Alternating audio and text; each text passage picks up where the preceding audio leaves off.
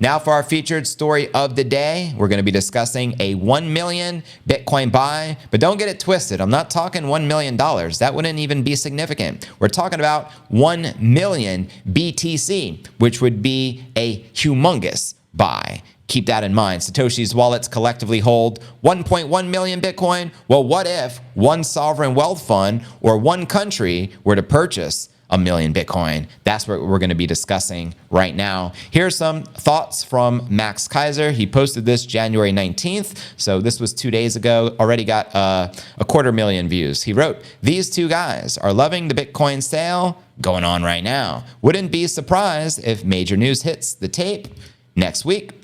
Now, this was off the back of a post he made December 29th, a few weeks ago, where he wrote, "These two are teaming up to make Larry Fink, which is ultimately BlackRock, and Michael Saylor look like peanuts with a buy order of 1 million BTC and a $100,000 God candle. Send it." So this is ultimately the prince of Saudi Arabia. We're talking about oil money entering Bitcoin. This is significant. Also, there was a news story a few weeks ago I covered on the pod that the largest oil company in Saudi Arabia, which is Saudi Aramco, correct me if I'm pronouncing it wrong, but anyways, they partnered with the largest Japanese bank, which is SBI Holdings, and they're looking to get into digital assets. What's the #1 digital asset on the planet? Bitcoin. He also wrote here, "You don't change Bitcoin, Bitcoin changes you." Facts. And Jamie Dimon in cuffs. Let me know if you agree with that. If you'd love to see Jamie Dimon in cuffs, put a 1 in the live chat. I can't stand the guy personally, and I think he belongs next to Bankman-Fried in a prison cell. But hey, I digress. He also shared here, "Loving the price action. Wouldn't be surprised if big news hits the tape next week." And here he's referring to a post he did December 3rd. "I have one word for you, $100,000. Bitcoin God Candle fans, Qatar. The rumors are getting very loud on this. Their sovereign wealth fund is rumored to be looking to buy $500 billion worth of Bitcoin." Now that would be a very clearly substantial purchase. He also wrote here, doubling down on these thoughts, "The Saudis will make Saylor look like a peanut 100%. A $500 billion buy order triggering a God candle is a done deal." And this was off the back of the news shared here. Breaking news, the big oil money to enter Bitcoin. The 90-year-old Saudi Arabian Salafic cleric writes a fatwa deeming Bitcoin acceptable under Islam. In fact, I read that entire fatwa to you a couple of weeks ago on the show. He also wrote here, "The God candle is a $100,000 uptick in Bitcoin, and it is in play. It will shift the global access to wealth and power in a single tick." And I'm going to continue with the thread. Here you can see Bukele, president of El Salvador, actually meeting with this guy who is the head of Qatar. You could say the president, the emir, the prince, however you want to coin it. But obviously talking about something, and that kind of went under the radar, that news. I think there's some more info in this thread here too as we scroll down. Let's get to the next one. Here are some of the headlines. Qatar Sovereign Wealth Fund eyes $500 billion Bitcoin investment. Qatar Sovereign Wealth Fund has recently entered the volatile yet promising world of Bitcoin, signaling a significant shift in the global financial landscape. Another headline is a God candle to 100,000 possible for Bitcoin. Well, you let me know, family. He also, a headline here, Qatar's rumored 500 billion Bitcoin investment fuels a market frenzy. And one more headline, Qatar Sovereign Wealth Fund is reportedly ready to splash a jaw-dropping 500 billion on Bitcoin. Splash, splash. And some more tweets from the high priest. He actually shared this video clip here. It says, Max Keiser explains the Bitcoin God particle. Where do you think the God candle comes from? Now, when he's referring to God candle, he's suggesting a $100,000 increase of the Bitcoin price on the daily charts. Now, Samson Mao refers to the God candle as a 10,000 price action, and he renamed it the Omega candle. But let me know your thoughts, family. And shout out to Max Keiser. I definitely want to retweet this for him. Spread the word. And be sure to check that out on X as I just retweeted it. Now, also, this was news I covered, maybe, let me see the exact date. This was on January 1st. So the first day of the year to kick off 2024, got 30,000 views. And I wrote, BRICS just officially doubled overnight. Now, welcome UAE, Saudi Arabia, Ethiopia, Egypt, and Iran addition to the BRICS. And then quoted Max, the Saudis will make Sailor look like a peanut. A 500 billion Bitcoin buy order triggering a God candle is a done deal. And this was off the back of the news shared by Mario in the fall. BRICS doubles overnight. And I'm sure you've been following the BRICS movement. It's ultimately a movement of de-dollarization of countries collectively gathering around the world. So he wrote here, today the UAE, Saudi Arabia, Ethiopia, Egypt, and Iran are officially members of BRICS. They joined Brazil, Russia, India, China, and South Africa as a formidable economic powerhouse, representing 29% of the global GDP and 43% of the global oil production. Although tensions exist between member states such as China and India,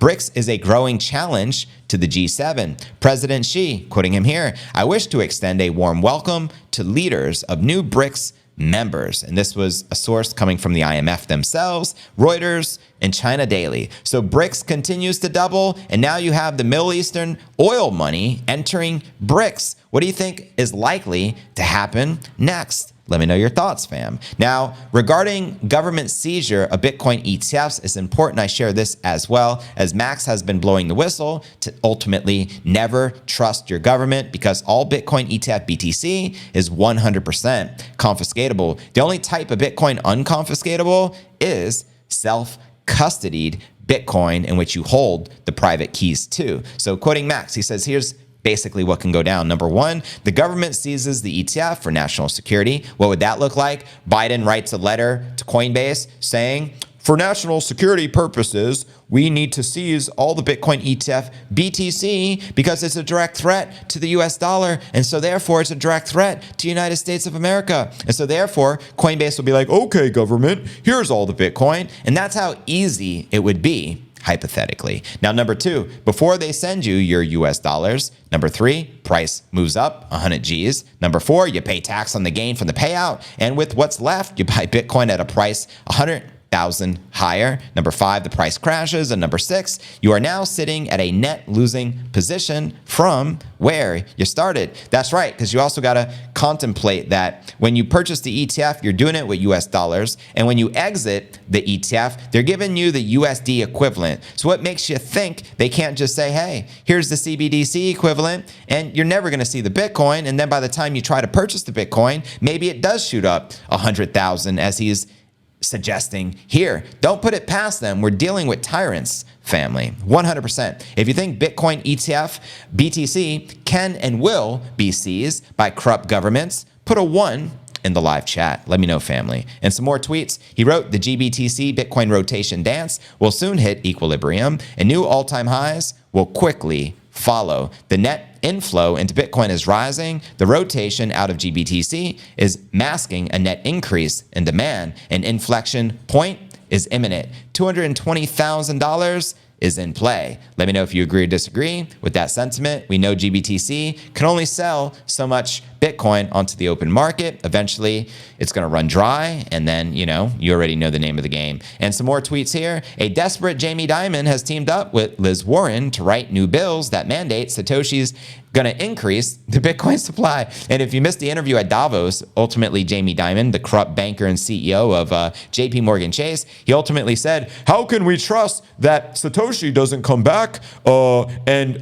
extend the supply of Bitcoin past 21 million? No one believes it's going to stop at 21 million. So yeah, this is the latest Bitcoin FUD, family. You can't make this ish up. Now also, Max tweeted here, I like ARC B. Kathy Wood is the Michael Saylor of fund managers. She does her homework, and a full disclosure, I put $100,000 of my petty cash, aka fiat trash, into ARC B yesterday. So he is a big fan of Kathy Wood. He's been sharing a lot of her stuff, and he is now has an investment in her fund. And this was the Newborn 9 tweet that Eric Balchunas made, the ETF expert. This is interesting. The Newborn 9 actually saw a 34% jump in volume today versus yesterday. Normally, with a hyped up launch, you see volume steadily decrease each day post-launch. It's rare to see it reverse back up. All but one saw a jump too, but GBTC changed flat. So it wasn't a volatility thing, but a good sign, in my opinion. A couple of more tweets. He wrote here, Barry Silbert will be seen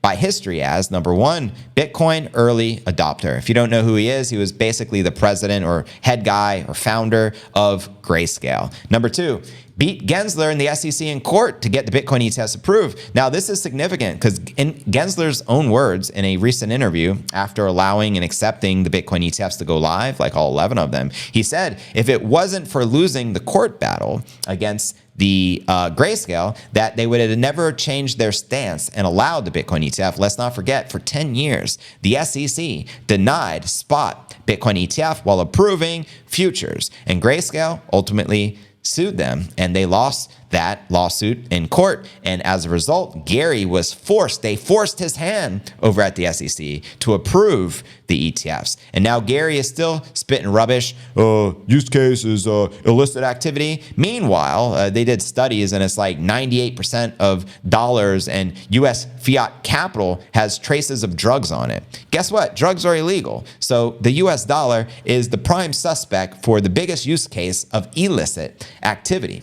I just want to point out the obvious. Number 3, New York agreement, big blocker fork wars, loser, thanks to the folks over at Bitfinex. So I just found it very interesting that he had to step down. I think it was some sort of internal play with regulators because they made CZ step down, the CEO of Binance, and replace him with some suit who's probably going to play ball with the SEC. You know what I mean? It's like an insider from their organization, and probably did something similar with Grayscale now that we actually got the ETFs, but I'd love to know your thoughts on that, family. Now, Max also wrote here, centralized garbage going to 1 penny, referring to XRP, which has now officially been the worst performing crypto asset in the top 10 since after 2017. Now, 2017, I got to give credit. XRP was the #1 performing crypto asset of the entire ecosystem, right? But since then, it's kind of just been surviving. What are your thoughts on that? Do you agree with the sentiment of Max or disagree? Now, another headline, they actually made a story on it. Max Keiser expects XRP to crash to 1 penny, but I actually want to focus just here in this one story. Qatar Sovereign Wealth Fund eyeing this 500 billion Bitcoin investment. Let's go. Now, the move by Qatar Sovereign Wealth Fund is likely motivated by the potential for substantial returns and an increasing acceptance of Bitcoin as a legitimate asset class. So let's explore this news. Bitcoin pioneering crypto has witnessed surge in institutional interest in recent years, with major corporations and financial institutions incorporating it into their investment portfolios. Qatar Sovereign Wealth Fund, responsible for managing the country's vast oil and gas-generated wealth, is now positioning itself. Its idea is to leverage and benefit of this evolving financial landscape. And you can see the news here. You got a picture with Bukele along with the Emir of Qatar. Just in, Max reports of rumors that Qatar Sovereign Wealth Fund has entered the Bitcoin market and could be interested in purchasing up to 500 billion worth of BTC. This move by Qatar's Sovereign Wealth Fund also reflects the growing trend of institutional investors diversifying their portfolios by allocating funds to digital assets, recognizing the potential for higher returns as well as long-term value. Now, do you think they will convert this sovereign wealth fund into Bitcoin? Do you think it'll be the entire thing? Do you think it'll be a portion? Do you think it'll be a long-term play? Whatever your ideas or thoughts are, let me know, family. Qatar Sovereign Wealth Fund is known for its meticulous and strategic investment decisions. It often focuses on assets with long-term growth and potential. And by entering the Bitcoin market, their sovereign wealth fund is making a bold statement about its confidence in the longevity and resilience of digital currencies, Bitcoin specifically. This could also catalyze other sovereign wealth funds and institutional investors to explore opportunities within the crypto space. So actually, I want to discuss this really quick. That's just one sovereign wealth fund from one small country. What happens when there's game theory in full effect, just like we witnessed this year in 2024 with the spot ETFs? What if you got a sovereign wealth fund from Saudi Arabia, Qatar, who knows, India, China, Russia?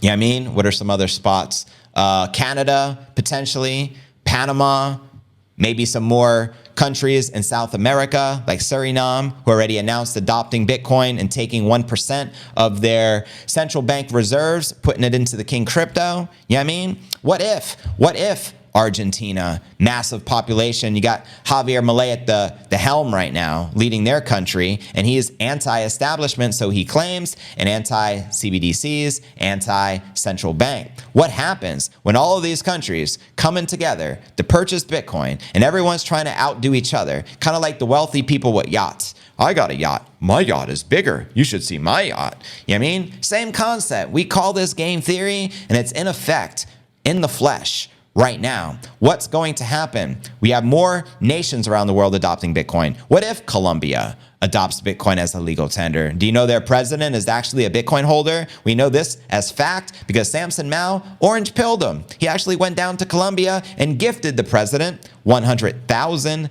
Satoshis, right? So you know they're talking about it. What about Mexico? What if they were to adopt Bitcoin as the legal tender? So you have game theory playing out in all elements and aspects right now with BTC, and we're just getting started. So let me know your thoughts, family.